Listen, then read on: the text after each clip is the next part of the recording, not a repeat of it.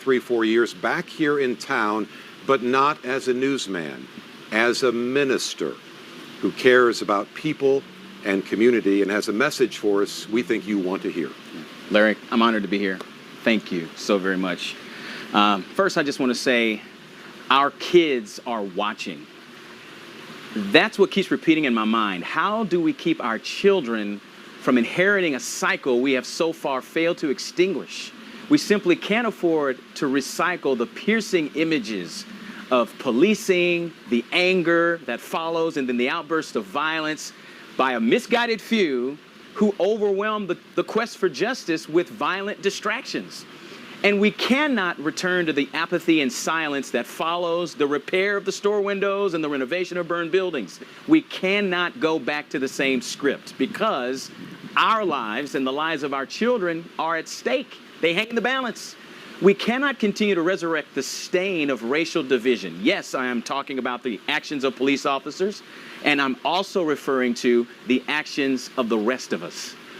So how do we end the cycle?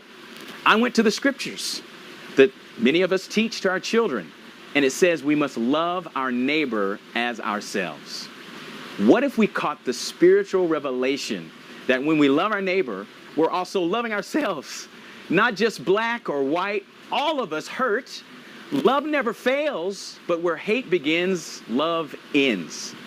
The concept of agape love is used many times in the Bible. The word, in fact, refers to the outgoing act of sacrificial love. The giver decides to give something away with the most desperate need of the recipient in mind. What if we stop just asking police to be sensitive to cultural and racial distinctions, and we start asking ourselves to dig deep within ourselves to love and understand law enforcement as well? What if people of color began to think of fresh ways to love? People who might not understand us. I'm not asking anyone to ignore injustice. I'm calling for a path of love because confrontation is not working. If you believe God made us, then you can believe he knows how to love us. And if we love like him as an act of sacrifice, we can end a violent and vicious, damaging cycle so our kids don't have to.